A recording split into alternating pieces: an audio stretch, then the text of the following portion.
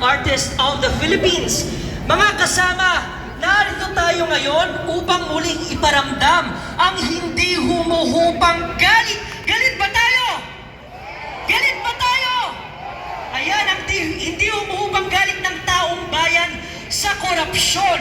Narito tayo upang ipakita na ang taong bayan ay may mata at may boses na naghuhumiyaw sa lantarang katiwalian na nagaganap. Kaya muli po ang ating mga sigaw, uring magsasaka! Pangunahing pwersa! Pangunahing pwersa! Uring magsasaka! Magandang umaga po sa lahat ng ating kababayang narito ngayon sa Liwasang Bonifacio. Ganon din sa mga nanonood sa live stream. Magandang umaga! Mukhang hindi nagalmusal natin mga kasama, pero magandang umaga ulit! Malamang umaga! Ako po si Professor David San Juan mula sa De La Salle University. May taga-DLSU ba? Makahabol. Taga-Bulacan. Sino taga-Bulacan? Epicenter ng baha at korupsyon. Kaya maraming taga-Bulacan kagaya ko nandito. Convener din po ng taong bayan ayaw sa Magnanakaw at Abusado Network Alliance at isa sa mga initiator ng Kilusang Bayan kontra Kurakot na binuo ng mga lumahok sa baha sa Luneta aksyon na laban sa korupsyon noong September 21. Isang buwan na ang nagdaan mula nang magsama-sama ang daan-daang libong mga mamamayan na laban sa korupsyon sa Luneta, Mendiola, EDSA at buong bansa. Taas ng kamay ng nasa Luneta, EDSA, Mendiola. Palakpakan natin sila. Pero ang tanong, may nakulong na ba? Wala pa rin. So, presentation tayo ngayon na kaya sasagot kayo. Lakasan nyo pa yung sagot nyo ha. Naka-livestream na ba ang mga hearings ng ICI? Libre na ba ang pagkuha ng Statement of Assets and Liabilities and Net Worth ng public officials?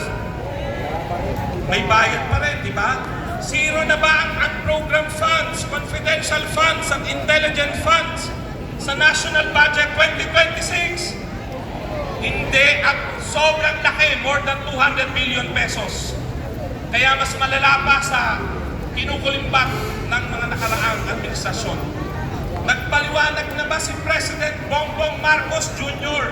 at si Vice President Sara Duterte kung bakit sila tumanggap ng campaign donations sa mga contractors na mayroong flood control projects?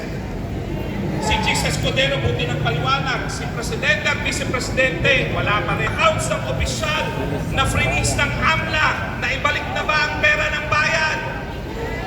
Yung Rolls Royce na may payong ng mga diskaya, na isubasta na ba para ibalik sa bayan?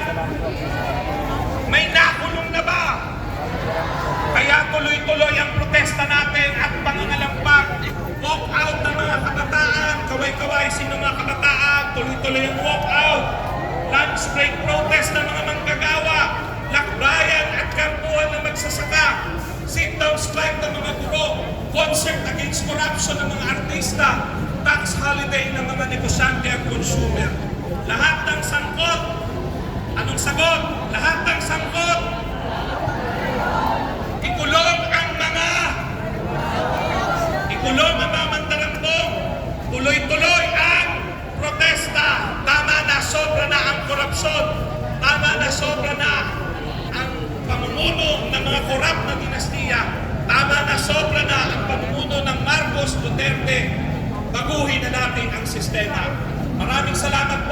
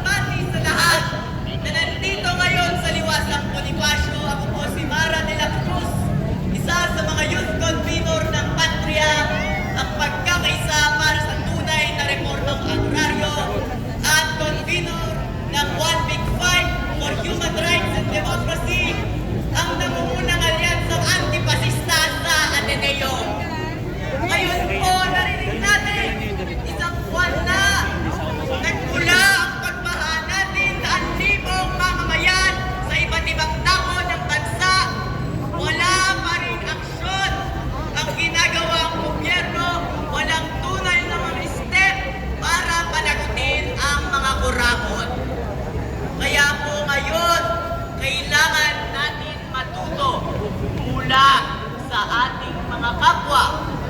Mga magsasaka na taon na rin pinaglalaban ang kanilang hinaing para sa tunay na reforma sa lupa. Tayo isang buwan pa lang hinihintay. Sila, mga angkan nila ay namamatay na. Wala pa rin lupa, wala pa rin kabuhayan, wala pa rin pag-aalwan sa kanilang sitwasyon. Ngayon, ito po, ang monopolyo sa lupa ay isang mas malalim at masinhing forma ng korupsyon sa ating bayan. Pinagkakait, mga proseso ay hindi gumagana sa pabor ng ating mga magsasaka. Ang mayoridad ng ating populasyon, ngunit sila pa po sa hirap at pagsasamantala ng mga bagong may lupa at ng dayuhang kontrol sa ating ekonomiya.